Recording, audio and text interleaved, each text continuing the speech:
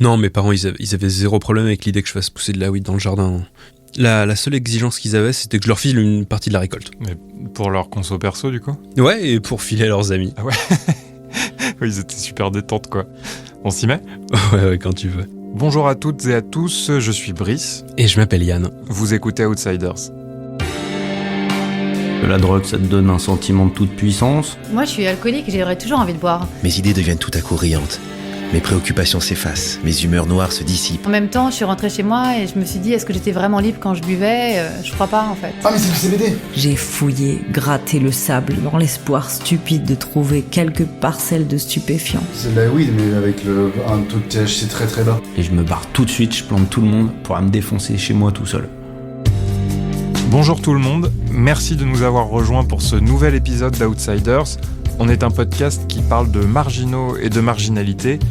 Dans chaque épisode, on essaye de se concentrer sur un thème en particulier et aujourd'hui, on va parler drogue. Oui, la drogue. Je suis trop content. Depuis qu'on a lancé le podcast, c'est vraiment le thème que j'attendais avec impatience. Ah bon, mais pourquoi ? Parce que c'est un thème qui est évident. Le drogué, c'est le marginal par excellence. Ouais, je vois le gros junkie complètement défoncé sur le trottoir, c'est vrai. Moi, c'est bien ma vision du marginal quand j'y pense, t'as raison. Non. Ah non, Brice. Pas du tout. Non, pas du tout, parce que... En fait, ce thème, je l'aime bien, parce qu'en vrai, c'est pas évident. C'est pas évident pour un rond, parce que tout le monde se drogue. C'est une norme. Tout le monde se drogue, va falloir arrêter de faire semblant que c'est une pratique de marginal. C'est des conneries, la drogue. C'est juste le truc le plus répandu qui soit. «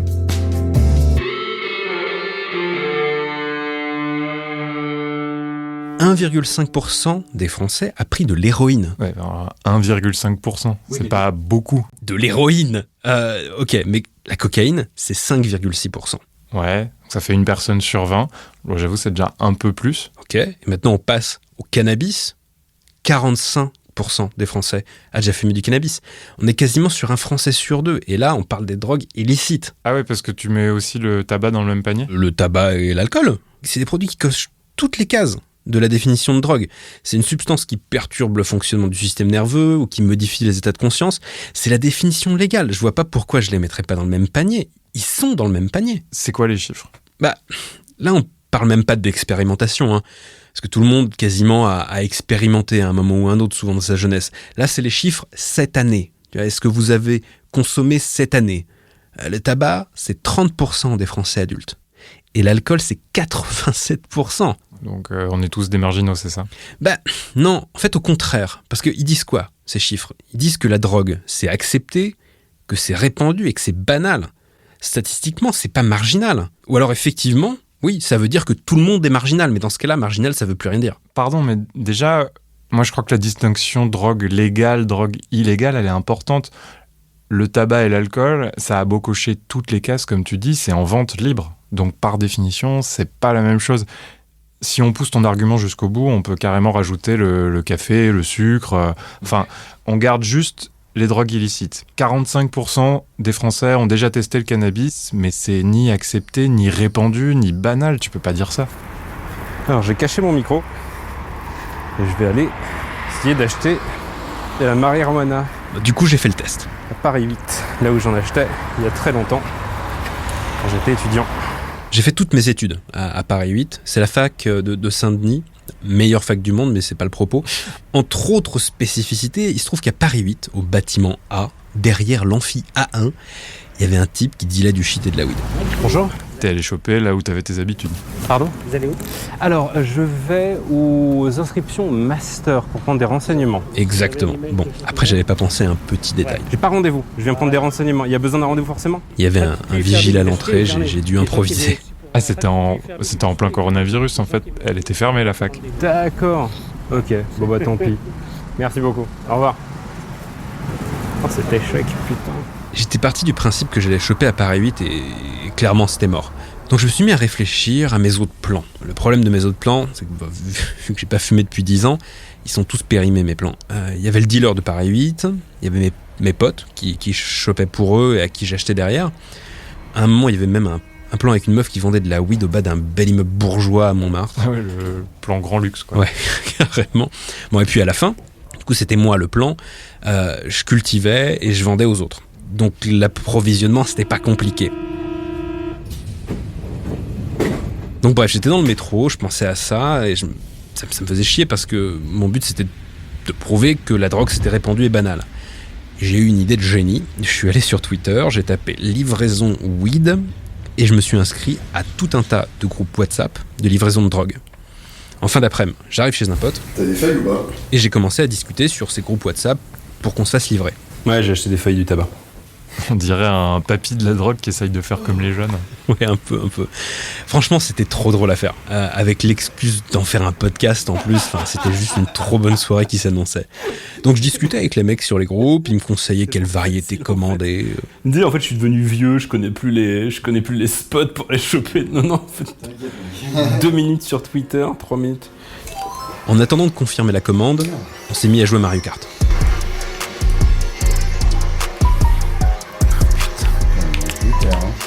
Tu fais pause. Qu'est-ce qu'il me dit? Shop de recharge PCS au tabac. Ouais, vas-y, c'est de la merde, mec. C'est de la merde. C'est quoi une recharge PCS? Laisse tomber, je sais pas, il est chelou ce mec. Par contre, tu lui as pas donné mon code, hein. Non, t'inquiète. Recharge PCS, je me demande ce que c'est, tu vois, si c'est un truc, genre t'achètes une recharge, lui, je lui file la recharge et ça lui permet de se payer comme ça discretos, c'est zarbi quoi. Ça a l'air compliqué pour de la weed quoi. Bah c'est ça, pour de la weed, tu fais comme tout le monde, tu me prends mes 40 balles en liquide et tu te démerdes avec quoi. C'est pas à moi de blanchir ton argent. Ah oui, donc clairement c'était une arnaque. T'as réussi à choper? Oui, mais plus tard. J'ai finalement réussi à trouver un mec qui essayait pas de m'arnaquer et qui acceptait le liquide. On avait laissé tomber Mario Kart et on s'était mis à jouer à un jeu de basket quand le mec m'a prévenu de son arrivée.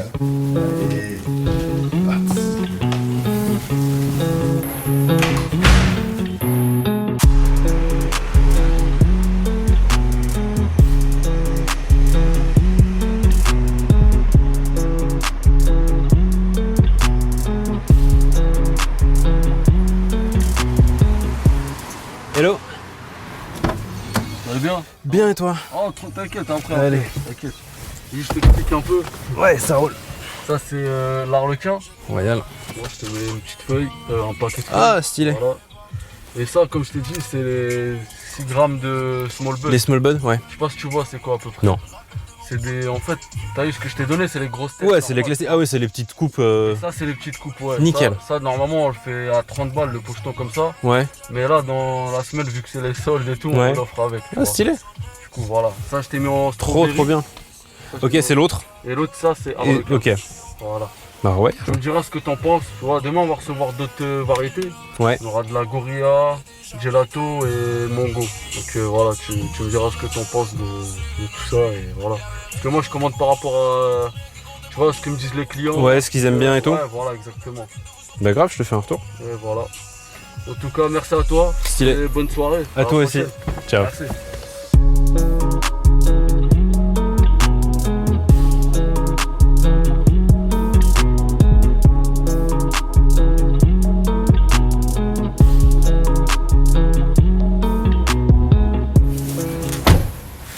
Bon, j'avoue, ça a l'air étonnamment simple. Accepté, répandu, banal. Exactement comme tu dis. Pas exactement en fait. Sérieux? Ouais. Ah mais c'est du CBD. Mais non, t'as chopé du CBD? CBD c'est la... Ah bah tu vas m'enfiler je pense. C'est de la weed. Tu m'enfiles? On est d'accord, c'est de la weed. C'est de la weed mais avec un taux de THC très très bas. Ouais. Mais t'es une quiche. C'est légal. D'accord. Je suis pas sûr que ce soit. Ouais. Ah mais t'as acheté du CBD en fait. Tout ça pour ça. J'ai rien compris du coup, peut-être. Ouais, effectivement, t'avais rien compris. Bah d'autant plus que le nom du type sur WhatsApp c'était CB Direct. CBD. Il m'a même pas arnaqué, c'est juste moi qui savais pas. Ouais. Pour ceux qui connaissent pas, en gros, le CBD, c'est des sous-espèces de marijuana qui ne contiennent quasiment pas de substances psychoactives. La molécule qui fait planer et qui est illégale, le THC, là, il y en a pas. Donc, il y a un flou juridique, mais plutôt en faveur de la légalité du produit, en fait. Donc, t'as acheté un truc légal, Or non seulement légal mais pas passionnant en plus. c'est-à-dire. On s'est mis un film de Seth Rogen et on a roulé un jour. Elle est bonne? Niveau goût, Ouais. c'était pas mal. Et le début du film était marrant donc c'était chouette. Je sens qu'il y a un mais qui arrive. Il y a un mais c'était pas de la weed. J'ai eu un peu la tête qui tourne, vite fait. Et très vite, le film est devenu chiant, il ne faisait plus rire, c'était interminable. On a compris, hein. Et puis bon, c'est censé détendre. Et franchement, c'était pourri, je me suis mis à avoir des crampes dans les jambes. Et puis finalement, j'ai mal dormi. Enfin, alors bon, s'il y a un truc qui est censé t'endormir, c'est bien un pétard avant d'aller te coucher. En fait, c'est un échec sur toute la ligne, ton histoire. Parce que tu voulais me prouver que la drogue, c'était un truc banal, accepté, facile d'accès, pas marginal pour un rond. Et finalement, toi, qui as quand même été consommateur et même dealer à un moment, t'as même pas été foutu de trouver un vrai joint alors que t'y as passé une demi-journée entière. Ouais, je sais. Bah, franchement, je reste sur ma position que c'est pas du tout anodin, la drogue. À la fac, c'était ton truc, tu savais comment te fournir et t'avais des gens avec qui fumer. Mais tu passes quelques années en dehors de cette marginalité-là et t'es plus du tout dans le coup, en fait. Je veux pas remuer le couteau dans la plaie, hein, mais t'es trentenaire, t'es marié, t'es propriétaire. Aujourd'hui, c'est un milieu qui t'est complètement étranger, tout ça. Je croyais que j'aurais plus facilement accès à cette marginalité-là. J'avais une vision un peu trop caricaturale de la question, je pense. Moi, je pense que c'est vraiment un problème de dépendance. C'est-à-dire, de se droguer, j'ai l'impression que tout le monde se drogue. Oh là, c'est qui ça ? Johan Zarka, je suis romancier et éditeur aux éditions Goutte d'Or. Johan Zarka, c'est un ami d'amis. Il est un peu journaliste d'une certaine façon, mais il écrit surtout des romans. En mode gonzo, si on veut. Tu sais, ça veut dire qu'il va vivre certaines choses lui-même, comme Hunter Thompson dans Las Vegas Parano, pour pouvoir les raconter le mieux possible. Mon premier rapport, c'est que j'ai été longtemps consommateur, je le suis plus depuis 1 an et demi, et que du coup, écrivant des livres sur ce que je connais, sur des univers que je connais, forcément, j'ai beaucoup parlé de drogue dans pas tous mes romans, mais la plupart d'entre eux, quoi. Son livre le plus connu, c'est Panam Underground. C'est une sorte de visite guidée du Paris alternatif. Il va dans des caches d'armes, il va voir des dealers d'opium, les catacombes, des lieux de rencontre sadomasochistes. C'est une autofiction qui lui a valu le prix de Flore en 2017. Et là, il vient de sortir Chems, un roman sur l'univers du chemsex, les gens accros au sexe sous drogue. Bref, pour parler drogue et marginalité, je me suis dit qu'il aurait des choses intéressantes à dire. Je peux construire mon identité autour de ça. C'est-à-dire, vu que je me drogue, je vais pas, a priori, je vais vite être dans un entourage de gens qui se défoncent. Je vais pas revendiquer une dégaine à la Sciences Po, tu vois, des trucs comme ça. Naturellement, le fait que je me défonce, ça me fait construire mon identité vers un truc un petit peu, un peu quepon, on va dire, enfin un peu, transgressif. Ce qui est intéressant avec Johan, c'est qu'il vient pas spécialement d'un milieu hardcore. Il a grandi dans une famille relativement aisée, unie, soutenante, enfin c'est ce qu'il dit, à Brie-sur-Marne, en banlieue parisienne. Pas une famille richissime, mais on est bien loin d'une enfance malheureuse. En gros, j'ai pris tout, tous les grands produits, toutes les grandes familles, c'est tout, mais j'ai jamais touché à l'intraveineuse. C'est à peu près tout, quoi. Mais bon, l'héroïne, j'en ai fumé. Car finalement, je consomme dès le matin. Le matin, je me mets des poutres dans le nez, quoi. Tu vois, donc, mais vraiment, le réveil, c'est des poutres. Donc, toute ma thune, il passe dedans et tout. À la fin, je prends de la cam pour tout, quoi. Je me rappelle, à la fin, comme je prenais beaucoup d'enfêtes, de coke, de trucs, ça coupe l'appétit. Et moi, j'aime bien bouffer, quoi. Et du coup, je coupais ça avec beaucoup de shit, de bœufs, parce que ça donne faim.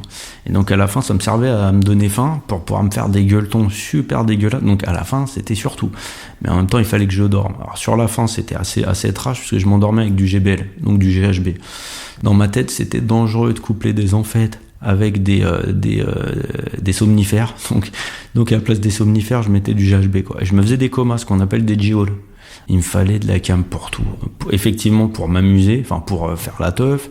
Il me fallait de la cam pour taffer, il me fallait de la cam pour dormir, il me fallait de la cam pour bouffer, il me fallait de la cam pour tout. Ah mais c'est super vénère. J'ai l'air d'un petit joueur avec mes pieds de bœuf. Ouais. Après, il est pas allé jusqu'à se retrouver à la rue ou en hôpital psychiatrique non plus, mais franchement, c'est pas passé loin.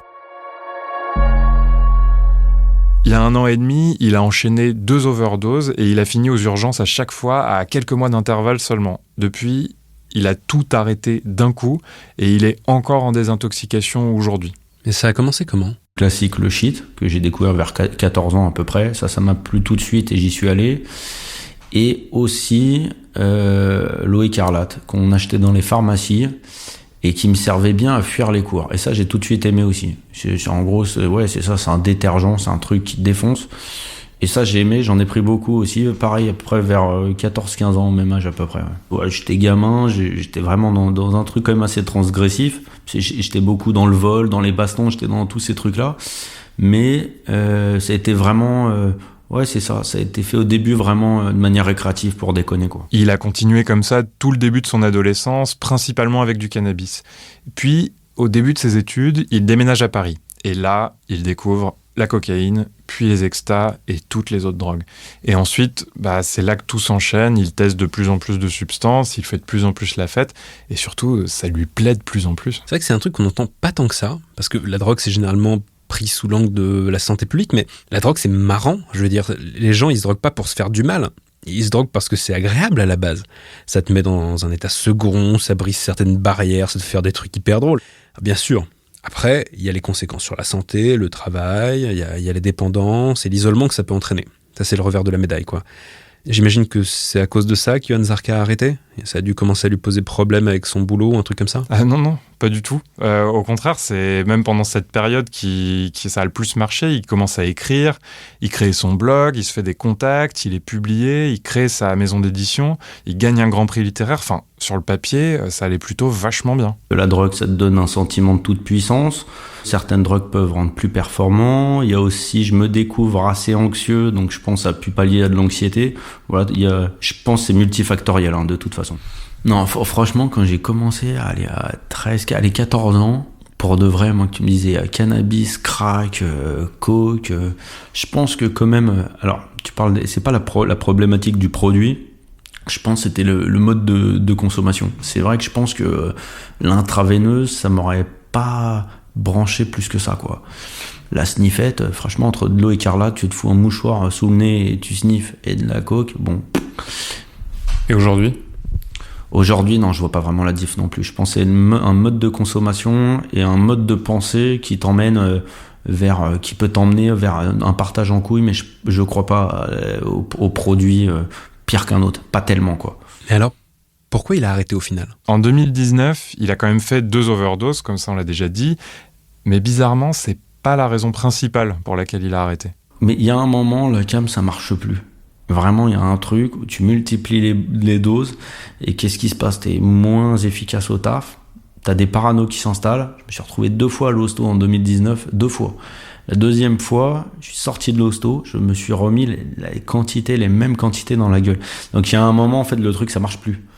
J'ai une phrase souvent qui me marque, c'est quand t'as l'impression que tout le monde autour de toi, c'est des connards, interroge-toi sur toi. C'est un truc qu'on entend depuis très longtemps. Et en fait, je voyais bien que je pouvais plus blairer les gens, quoi. Donc en fait, voilà, l'isolement, c'est juste que, je me rappelle, Coupe du monde de foot féminin. C'était en 2019. Et je suis avec plein de gens, il y a quelqu'un qui a ma cam de choix, je l'échange contre de la coke, et je me barre tout de suite, je plante tout le monde pour aller me défoncer chez moi tout seul. Et là, je pense qu'il y a eu un truc. Je suis parti comme ça, quoi. D'un coup, je les ai vraiment plantés. J'ai disparu avec la cam pour aller me défoncer chez moi tout seul. C'est ça, au début, je me défonce beaucoup. On me trouve trash, mais je me défonce avec les autres. Et après, les autres, j'ai même plus besoin de ce prétexte. Et voilà, c'est ça et les paranos. C'est-à-dire, je suis vraiment devenu parano. Je commençais vraiment à être parano. Et je me suis dit que là, je pouvais plus m'inventer le déni ouais, ma life est cool, nickel, je vis de mon art, c'est pépère. Là, en fait, sur le papier, en fait, c'est tout pourri. Je pense qu'il y a un aveu d'impuissance. On n'arrête pas parce qu'on a envie d'arrêter. On arrête, je pense, parce qu'on n'a pas le choix, quoi. Johann Zarca s'en est beaucoup sorti grâce à des groupes de parole d'anciens toxicomanes dans lesquels il se rend tous les jours depuis qu'il a arrêté la drogue. Dans ces groupes-là, il aide autant qu'il se fait aider et ça a l'air de super bien marcher, même s'il va lui falloir encore beaucoup de travail vu là d'où il vient avec la drogue. Parce que ce contre quoi il se bat aujourd'hui, c'est la dépendance. Et la dépendance, en fait, c'est un mécanisme psychologique ou neurologique, ou les deux, et ça fait que quand quelque chose lui plaît, il lui en faut encore, et encore, et encore, et encore. Et en fait, il n'y en a jamais assez. Et même maintenant qu'il prend plus de drogue, c'est pas fini. Parce que parfois, sa dépendance, elle se déplace sur d'autres choses. Ça peut être la malbouffe, les réseaux sociaux, les films porno, même avec le sport Et la méditation, il dit qu'il faut qu'il fasse gaffe maintenant parce qu'il peut devenir accro, il peut en faire jusqu'à 8 heures par jour. C'est un vrai délire, ça peut même redéfinir complètement tes relations sociales parce qu'il s'est rendu compte qu'il pouvait avoir des logiques de consommation jusque dans ses amitiés, par exemple, qu'il cherchait à enchaîner, un peu comme un camé, juste pour consommer sans s'intéresser vraiment aux gens. Johann Zarka, il m'explique que la différence entre lui et nous, c'est peut-être juste ça, le mécanisme de dépendance, qui fait que nous, on va pouvoir se défoncer une fois de temps en temps sans que ça devienne une pathologie, et lui, c'est compulsif. Et c'est sur ce mécanisme précisément qu'il travaille aujourd'hui. On en revient à la psychiatrie d'une certaine manière. Tu luttes contre la chimie de ton cerveau. Ouais, et t'es très seul dans un combat comme ça. Est-ce que il y a des gens qui, du coup, de ton entourage, qui te permettent de te raccrocher aux branches à ce moment-là? Quand tu te rends compte que tu te désocialises, tu te dis... je sais pas, un ami proche, une copine ou des choses comme ça qui te disent faut que je fasse gaffe parce que je suis en train de m'éloigner de cette personne, ou c'est juste toi et toi-même? Non, ça, je pense vraiment que ça marche pas. Ça, je n'y crois pas. Pour le vrai, j'y crois pas, quoi. Même je vois les exemples autour de moi, les gens, ils se font, ils peuvent tout perdre. Leur taf, leur mec, leur meuf, leur gosse, la garde de leur gosse, le truc, ça, je pense que ça marche pas, ça. Pour un camé, hein, ou un alcool, je pense que ça marche pas. Je pense que c'est toi et toi seul. Alors ma meuf, elle me fait tu devrais faire, oui, ok, je vais chez un addicto, voilà. C'est une façon de... Mais c'est vraiment, ça s'est joué en... Mes darons, depuis mes 14 piges, ma mère, elle retrouvait du shit, des trucs, qu'est-ce qu'ils m'ont fait? Mais yesh, pour que j'arrête. Toutes mes meufs m'ont cassé les couilles pour que j'arrête. Tu vois, mes potes, j'ai des potes proches, mec, tu pars trop loin, des trucs comme ça. Déjà, ils voyaient pas à quel point je partais loin, puisque encore une fois, je montre que ce que j'ai envie de montrer. Mais pourtant, ça n'a jamais servi à rien. C'est une fois que je me retrouve avec moi-même et que moi, je décide que ça va plus, que j'ai besoin d'autre chose. 5 heures se sont écoulées depuis le déjeuner. Et l'alcool de l'absinthe, au lieu d'être en partie neutralisé par un magma d'aliments solides et liquides, passe rapidement dans l'économie. Mes idées deviennent tout à coup riantes. Mes préoccupations s'effacent. Mes humeurs noires se dissipent. Est-ce que par hasard, je serais venu au monde pour être heureux? C'en serait la première nouvelle. Pendant que j'entame le second verre, mes amis viennent s'asseoir à ma table. La conversation s'engage. Je parle avec vivacité, avec pétulance, en me lançant dans des conversations philosophiques et littéraires de l'ordre le plus élevé. Je trouve des expressions pittoresques, des mots marqués du coin de l'originalité. Peste, où prend mon esprit toutes ces gentillesses? Au moment où je me crois un foudre d'éloquence, ma pensée se trouble. Ma parole s'empâte, ma vue s'obscurcit. Et après le 3e verre, un irrésistible besoin de locomotion me pousse en avant. Go ahead. Je marche droit, la tête haute, aussi disposé à la taciturnité que je l'étais au bavardage. Passe un négociant habitué, à chaque fois qu'il me rencontre, à me parler politique. Il est mal tombé ce soir. Je le mets en fuite en professant des doctrines les plus subversives et en lui prédisant qu'à la prochaine, il doit infailliblement passer sous le rasoir national. Il court encore. Quelques minutes après, j'ai honte de ma violence. Je côtoie l'ivresse. Mais évidemment, je n'y suis pas encore. Prendrais-je un 4e verre? Il est dingue son témoignage à Zarka, mais finalement, le côté hardcore fait oublier les choses banales. Je suis désolé, je reviens au côté banal de la drogue, mais on a un peu trop vite dégagé les drogues licites, je crois. Je trouve qu'il y a un truc intéressant avec l'alcool en particulier qu'on n'a pas du tout abordé et qui pourrait bien retourner complètement ce qu'on dit sur la marginalité et la drogue, tu vois. J'ai rencontré... Attends, tu veux pas... on se prend un café d'abord? Là, je ferais bien une pause. Ok, café et on se raconte tout ça après. Brice et Yann sont partis faire une pause café et je vais prendre le relais quelques instants. Outsiders, c'est un podcast indépendant. Depuis le premier épisode, il est enregistré de façon artisanale dans une chambre d'amis, avec les moyens du bord. Si vous aimez ce que vous êtes en train d'écouter, vous pouvez parler de ce podcast autour de vous, sur les réseaux sociaux, ou même mieux, dans la vraie vie. Transmettez la bonne parole à vos amis, à votre famille, et si les gens autour de vous ne savent pas ce que c'est qu'un podcast, d'ailleurs moi, il n'y a pas très longtemps que je le sais, téléchargez-leur une application, aidez-les quoi.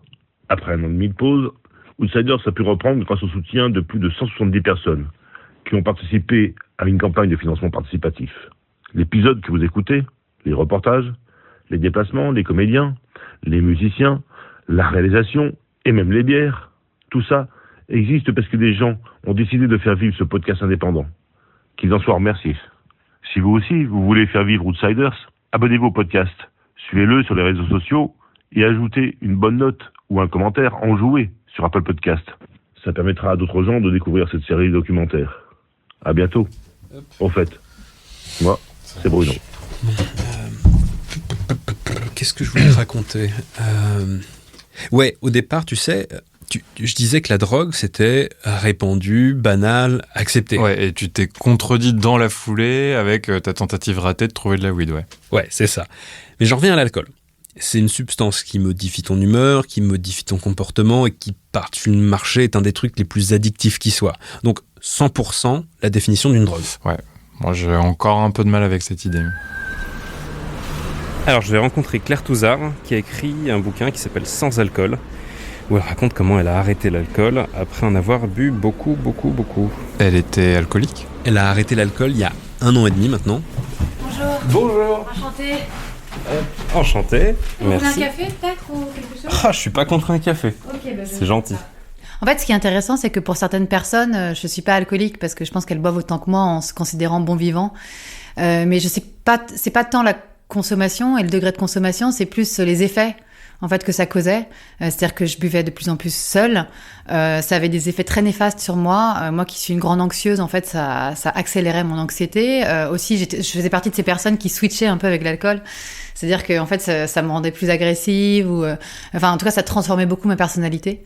J'ai eu énormément de trous noirs à cause de l'alcool. J'ai fait énormément de choses dont je suis pas fière à cause de l'alcool. Et c'est pour ça, bon, je pense que j'ai une consommation quand même qui était assez importante. Hein. C'est-à-dire que je buvais, ça dépend, mais je buvais seule. Parfois une bouteille entière. Je buvais régulièrement, quasiment tous les jours. Et puis je pouvais pas me passer de l'alcool, surtout. Et c'était ça le problème, c'est que j'avais beau boire du bon vin, je buvais du vin nature par exemple, je buvais pas de vodka, je buvais pas, mais le problème c'est que j'arrivais pas à vivre sans ce verre le soir, voir cette bouteille. Et ça c'était problématique. Comment est-ce que vous avez annoncé votre sobriété autour de vous ? Ça a été de façon un peu abrupte. Le plus dur, c'était d'en parler à mes parents parce que c'est un peu des bons vivants qui aiment le bon vin, etc. Et j'avais l'impression un peu de leur faire un affront en faisant ça. C'est marrant, elle en parle presque comme d'un coming out. Bah ouais, mais c'est parce que c'est un coming out en fait. Franchement, tu sais, on l'a tous vu ce truc où il y a quelqu'un à une soirée où tout le monde est en train de boire de l'alcool qui se prend un verre de jus d'orange. Cette personne-là, elle se fait chambrer systématiquement. C'est ultra pesant. Alors, t'imagines quand t'es un gros buveur et que tu dois te dire autour de toi, bah, en fait, c'est fini. En France, boire fait partie de notre culture. Elle est vraiment intrinsèquement liée à notre héritage aussi. Souvent, un héritage qui est lié aux parents et à la famille. Donc, en fait, on vous apprend très jeune, et chez vous, et avec les amis à l'extérieur, que pour en être du groupe, il faut boire. On se construit avec ça, on construit notre identité sociale avec ça, et après c'est très dur de s'en défaire. C'est-à-dire qu'on a vraiment l'impression et l'obligation pour la cohésion du groupe de boire. C'est quelque chose qu'on nous a instruit très jeune, et c'est très dur de s'en détacher, et c'est quelque chose qui perdure à travers les images, et à la télévision, et au cinéma, et à l'extérieur, en fait, parce que dès qu'on sort, on voit bien, en fait, que la fête, c'est à plusieurs, et c'est autour de l'alcool, en fait. Vous iriez jusqu'à nier l'aspect lubrifiant social qu'on attribue parfois à l'alcool, fait que ça détend, que ça facilite les conversations avec des gens qu'on connaît pas, etc. En fait, je crois que c'est une erreur de penser que l'alcool, ça aide socialement. Moi, j'ai jamais été autant à l'aise socialement que depuis que je suis sobre, alors que j'étais quelqu'un d'assez timide.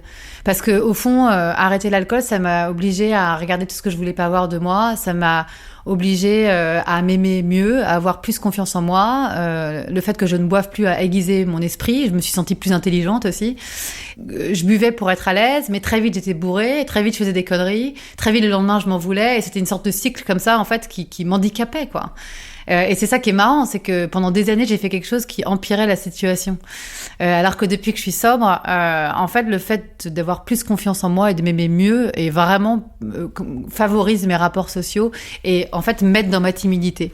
Donc ça encore c'est une image autour de l'alcool qu'il faut déconstruire sur le côté de désinhibition. Ça désinhibe l'alcool un peu à premier abord, mais après ça nous transforme et en fait ça crée des rapports faussés auxquels on est habitué. Mais si on se mettait tous à arrêter de boire pour voir ce que ça faisait, je suis sûre qu'on se rendrait compte qu'en fait on est beaucoup plus à l'aise sans.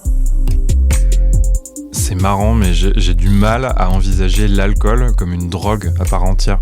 Mais tu tu vois, je me dis, un paysan au fin fond des montagnes de l'Afghanistan, peut-être qu'il aura du mal, lui, à voir l'opium comme un truc hardcore, parce que là-bas, c'est assez banal, ça pousse partout, c'est très commercialisé. Peut-être qu'en fait, ça dépend juste du contexte culturel dans lequel t'as grandi. Nous, on grandit avec la référence au pinard depuis qu'on est tout petit, quoi. Et en même temps, chez nous, paradoxalement, l'alcool, ça a aussi cette image un peu déglingo sur les bords. Juste un peu, mais pas trop. Ça en fait quelque chose de marginal et de rebelle. C'est pas une drogue à proprement parler, légalement, donc ça t'exclut pas de la société normale, mais en même temps, c'est l'accessoire de base qu'il te faut quand tu veux montrer que t'es pas comme les autres. Ouais, le côté rock'n'roll de la tease. C'est quelque chose qui a vachement attiré Claire Touzard. En tant que femme, tu sais, de pouvoir s'approprier cette image rock'n'roll, c'était comme un progrès pour elle au départ. En fait, je pense que les femmes de ma génération ont cru que boire, c'était un peu investir le territoire masculin. Puis au-delà de ça, c'était surtout déconstruire un peu l'image qu'il y avait de la femme traditionnelle, c'est-à-dire une femme sage, une femme qui doit rester à sa place. Grâce à l'alcool, on pouvait prendre de la place, être gueularde, être désinhibée, justement, même dans le champ social, prendre plus de territoire. Et donc, l'alcool nous a renvoyé une espèce d'image d'émancipation un peu, qui était aussi accélérée par ce qu'on voyait dans les séries, à la télé. Il y a eu beaucoup de personnages comme ça, de féminins, Bridget Jones et compagnie, qui en fait s'émancipaient un peu grâce à l'alcool. On s'est beaucoup servi de l'alcool dans la pop culture pour montrer des personnages de femmes avec des failles, des personnages de femmes fortes, qui savent ce qu'elles veulent mais qui se détruisent. Et ça renvoie des images très contradictoires, quoi, parce que quand on se détruit, on n'est pas forte. Mais en fait, ce qui est fort, c'est utiliser son cerveau, c'est pouvoir être pleinement nous-mêmes, sans filtre. Et ça, c'est pas l'alcool, c'est nous, en fait. Donc j'attends des personnages de féminins en fait dans la pop culture qui est justement cette verve-là sans picoler. Est-ce que néanmoins il n'y a pas quelque chose de naturel, voire de sain, à avoir envie d'ivresse et pas forcément une ivresse alcoolique, mais l'ivresse alcoolique en fait partie. Mais si, bien sûr. Moi, ça m'interroge cette histoire d'ivresse parce que c'est vrai que même moi je suis alcoolique et j'aurais toujours envie de boire. Là, par exemple, avant-hier, je suis descendue dans la rue, j'ai vu les gens tous avec des bières, dire on en a marre, on boit des bières dehors et j'ai eu envie de leur liberté un peu. Et en même temps, je suis rentrée chez moi et je me suis dit, est-ce que j'étais vraiment libre quand je buvais ? Je crois pas en fait, parce que j'étais très arrimée à mon malheur. Et je pensais que l'évasion pouvait passer uniquement que par l'alcool. Alors qu'en fait, l'ivresse et l'évasion, elles passent par plein d'autres choses. Et je trouve que l'alcool est un peu le seul, comment dirais-je, pour le moment, il est un peu le seul médicament qu'on prend en pensant être notre liberté. Et alors qu'on peut l'inventer par plein de choses. Par des images, par l'écriture. L'ivresse, elle vient de plein d'autres choses, quoi. Il y a une certaine ivresse dans le fait d'écrire, de trouver des beaux mots, des belles phrases, une excitation à se mettre à l'ordinateur chaque matin à imaginer des choses, par exemple. Puis l'évasion, c'est des images, quoi, qu'on crée, qu'on écrit, qu'on crée ensemble. Je dis pas que c'est plus facile. Je pense que c'est peut-être plus dur que l'alcool, qui est un plaisir un peu immédiat et un sentiment d'évasion immédiat. Mais on y trouve au bout du chemin vachement plus de satisfaction personnelle. Ouais, c'est joli ce qu'elle dit, mais quand t'as pas de pratique artistique ou que t'écris pas, tu fais comment ? Non, mais elle dit pas que la seule alternative à l'alcool, c'est l'écriture, c'est sa façon à elle de se reconstruire, c'est tout. On disait tout à l'heure qu'il y avait 87% des Français qui buvaient. Ça en laisse quand même 13% qui boivent pas, et ces 13%, c'est pas tous des écrivains ou tous des gens qui prouvent jamais aucun plaisir, faut pas exagérer. Évidemment qu'il y a 1000 façons de s'évader, mais je sais pas, l'ivresse de l'alcool, c'est l'ivresse de l'alcool, quoi. Tu bois un verre, c'est comme si t'oubliais tes problèmes, comme si tout le monde devenait ton ami, comme si plein de choses devenaient possibles. Moi, j'ai vécu plein de super moments en étant ivre. J'ai pris des super décisions parfois parce que ça me rendait plus impulsif, plus humain, ça faisait tomber quelques barrières un peu inutiles que je me mettais. Enfin, c'est super agréable. Bien sûr que c'est agréable, mais le problème, c'est que les choses qu'on fuit, on les retrouve le lendemain. Et on les retrouve le lendemain avec une gueule de bois. Et c'est pire. C'est ça le problème, c'est ce qu'on dépose sous le tapis, en fait. Ça reste, hein, c'est ça le problème. Si on le dépoussière pas, ça reste. Si on cherche l'ivresse pour un moment passager de plaisir et que le lendemain, on est heureux, c'est bien. Si on cherche l'ivresse pour casser la gueule à tout ce qui nous ronge, bah, on va le retrouver le lendemain en pire. Donc voilà, c'est juste ça, en fait. L'alcool, il est heureux que quand on est heureux, nous, et qu'on sait le modérer, qu'on n'en a pas besoin pour aller mieux. En fait, le problème, c'est quand on a besoin de l'alcool pour aller mieux. Et pour se cacher et pour fuir. Attends. Ce qu'elle dit là, c'est plus ou moins la même chose que m'a expliqué Johan Zarka pour raconter comment il a arrêté la drogue. Ouais, je croyais que c'était juste pour rompre l'isolement et arrêter les paranos. Non, en fait, c'est beaucoup plus profond que ça. Alors c'est quoi ? Alors on dit souvent arrête de droguer, tu vas comprendre pourquoi tu te droguais. Je pense qu'il y a un truc qui est lié au non-sens. C'est-à-dire que comme je pense être un peu, pas hardcore, mais un peu nihiliste quand même, je me contente du plaisir un peu immédiat, quoi. Donc je vais aller vers des trucs qui me procurent un plaisir assez rapide. Et je pense que c'est la première, c'est voilà, pour, comme on appelle ça un petit peu, comme on dit, combler le vide. Quand tu dis combler le vide, t'as réussi à identifier de quel vide il s'agissait ? Ouais, moi, ce que j'appelle le vide, c'est le non-sens. C'est-à-dire, je me retrouve là, face à moi-même, et je sais pas trop quoi faire. Je pense que le vide, pour moi, c'est ça, c'est le manque de sens. C'est, voilà, après, chacun, il met sa définition, dans le vide, mais moi, c'est ça, c'est le manque de sens. De sens à la vie, quoi. Je pense que c'est un truc, la cam, c'est une incapacité à créer du lien naturellement. Je pense qu'il y a un truc comme ça. Déjà, je pense que c'est une maladie des émotions, et que les émotions, ils servent à créer du lien. C'est-à-dire que c'est un régulateur émotionnel, quoi. Et par exemple, je constate que par exemple, je vais pas mettre mes limites avec les gens. Tu vois, il y a des trucs comme ça, je vais pas, tu vois. En fait, mais la colère, elle sert à ça, quoi. Donc moi, je vais pas. Si tu veux, je pense que la calme, elle peut m'aider à être plus à l'aise en société, plus de trucs comme ça. C'est un truc, je pense que c'est un truc qui est quand même lié au lien avec les autres. Je dis ça parce que comme je suis avec beaucoup d'anciens consommateurs, je trouve qu'il y a un des trucs qui nous réunit à peu près tous, c'est les problématiques de lien, quoi. Et quand tu mets des anciens consommateurs ensemble, c'est assez folklore. C'est-à-dire, t'as beaucoup de gens qui sont à fleur de peau, t'as beaucoup de gens qui sont super angoissés, t'as beaucoup de gens qui pleurent très vite. T'as beaucoup de gens qui pètent des durites qui peuvent être vite violents et ça, et c'est marrant, hein, c'est un microcosme hyper drôle. Pour de vrai, c'est une étude, tu fais une étude, tu réunis des gens comme ça, c'est ultra drôle. Parce que c'est vraiment, ça pète dans tous les sens, quoi. Je sais pas comment dire, moi je me vois pas comme un mec suicidaire, hein. Tu vois, j'ai jamais eu des trucs, j'ai envie de me flinguer, j'ai envie de ça m'est jamais venu à l'esprit, tu vois. Même quand je consommais dans le pire truc, j'ai même pas ce truc de, tu vois, je sais pas, vraiment le manque de sens. Tu vois, c'est genre une question de sens, tu vois. Genre, ok, si le monde, il tourne correctement, ça va le faire. S'il ne tourne pas correctement, je suis paumé, tu vois. Juste une direction, un chemin, quelque chose, tu vois. Un truc presque de l'ordre de la transcendance, presque un truc spirituel. Ça fait bizarre, hein, tu vois, mais genre presque un truc comme ça, un truc existentiel, tu vois. Il me faut une recherche comme ça, tu vois. Je pense que c'est ça, c'est vraiment le manque de sens. C'est marrant parce que t'as utilisé exactement les mêmes mots pour expliquer pourquoi t'avais commencé. Le manque de sens, et donc t'as commencé pour les mêmes raisons que t'as arrêté. Alors, en fait. J'ai commencé par manque de sens, et j'ai arrêté pour trouver un sens.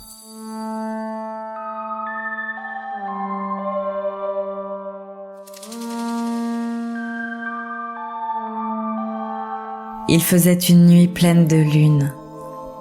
Le désert et l'héroïne se confondaient dans un scintillement où l'homme n'avait pas de place. Coursault et Mermoz, déjà ivres, tenaient chacun une bouteille pleine de cognac. « Où allons-nous » demanda Coursault. « Au bout du monde » répondit Mermoz. Le bout du monde, c'était la quadruple rangée des barbelés. Ils s'y rendirent. Un tirailleur sénégalais, ébène d'Afrique, montait sa faction. Des chiens se répondaient lugubrement au creux du temple du soleil, dans les masures bédouines. Mermoz but et parla et but. Il n'avait que 20 ans. Près de lui se tenait un ami. Il était saoul d'alcool, de fatigue, de désert, de solitude. Il se mit à pleurer, à gémir comme les chiens du temple du soleil. Et Coursault fit de même. Et tous les deux sanglotèrent jusqu'au premier feu de l'implacable soleil qui se levait sur la terre vide. Coursault repartit. Mermoz resta sans compagnon choisi pour combattre les miasmes du sable et de la fournaise. Il se souvint alors de la cocaïne et comment à Metz, elle lui permettait d'échapper aux tenailles de l'ennui. Cette drogue était en série denrée courante. Il s'en procura et pendant 1 semaine en fit usage.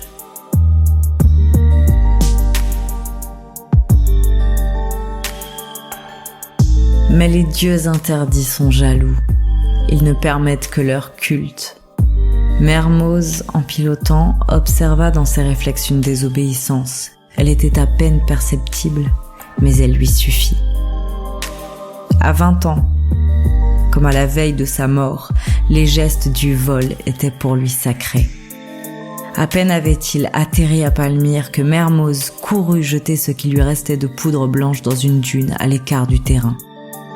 Mais l'habitude était prise et les nerfs empoisonnés. Le lendemain, Mermoz se trouva dans l'état terrible du manque. Bien qu'il sût sa recherche absurde, il retourna à la dune. Et là, me dit-il, comme une bête, à 4 pattes, j'ai fouillé, gratté le sable dans l'espoir stupide de trouver quelques parcelles de stupéfiants. Depuis, je n'y ai jamais touché.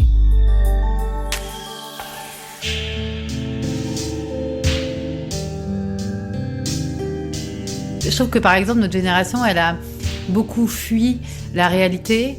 Plutôt que de s'y attaquer, elle s'est beaucoup en fait enfermée dans les bars en disant bon bah tant pis, on va vivre une vie parallèle underground. Le problème c'est que la réalité elle continue à exister et maintenant on se la reprend dans la tronche en fait. Et je trouve que la jeune génération elle est beaucoup plus lucide là-dessus. Elle est beaucoup plus branchée au réel, connectée au réel. Et moi je me dis bah voilà, ma façon de me connecter au réel c'est d'arrêter de boire. Il y a des féministes américaines, punk par exemple, qui pensent que il y a un groupe qui s'appelle Red Bait qui dit que en fait la lutte contre le capitalisme, elle passe et pour le bien-être social, il passe par une forme de sobriété. Parce que pendant qu'on se bourre la gueule, le gouvernement fait ce qu'il veut en fait. Pendant qu'on boit, le système continue à être tel qu'il est en fait. Et je trouve que voilà que la sobriété c'est un terme moderne parce que je trouve qu'il est très en adéquation avec le self-care dont on parle beaucoup dans le féminisme, avec l'écologie, qu'il est une réflexion globale sur notre rapport au réel et à l'affronter et comment l'affronter en étant lucide et comment y faire face et comment trouver des solutions sobres pour être heureux. C'est intéressant de se poser la question. C'est quand même triste de se dire que on est obligé de passer par l'alcool pour être heureux, quoi. On est dans une ère où on déconstruit beaucoup de normes, en fait. Et par exemple, l'alcool, on s'y frotte peu. Pourquoi ? Parce qu'il y a un non-dit là-dessus, parce que tout le monde boit, donc tout le monde se sent un peu coupable. Mais je pense que c'est hyper intéressant de déconstruire cette norme-là, comme les autres, parce que je pense qu'elle... pour le bien-être social, c'est un peu essentiel, en fait. Il y a beaucoup de violence générée par l'alcool. L'alcool n'est pas que néfaste, et l'idée n'est pas de dire que boire c'est mal, mais qu'il y a d'autres solutions, qu'il y a une sobriété qui est possible. Parce que je trouve que l'alcool centralise beaucoup de points négatifs, quand même, dans nos vies. C'est une norme, boire. C'est pas corrosif, c'est pas subversif de boire. C'est une norme. Tout le monde boit, en fait. C'est de ne pas boire qui est corrosif et subversif aujourd'hui. Merci à toutes et à tous d'avoir écouté cet épisode d'Outsiders. C'était notre 5e et on espère que vous écouterez les prochains avec nous. On a déjà mis en ligne 4 épisodes sur la vie à la rue, la prison, les gens qui se préparent à la fin du monde et la psychiatrie. Si ce n'est pas déjà fait, vous pouvez aller les écouter. Les textes que vous avez entendus étaient lus par Laura Lascourège et Paul Noyer.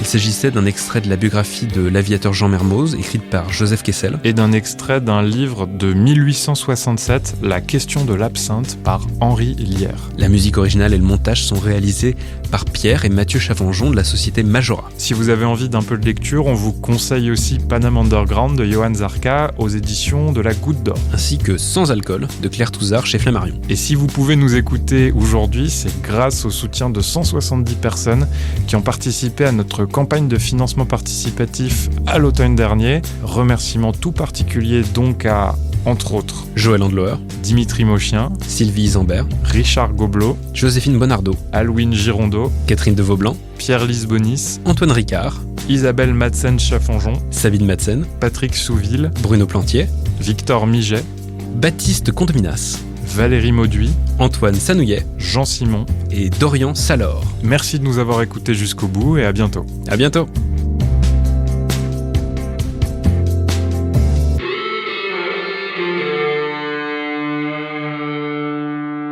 Dans le prochain épisode d'Outsiders. Bon, là, c'est un peu mal classé parce que je savais pas où les mettre, mais c'est d'énormes.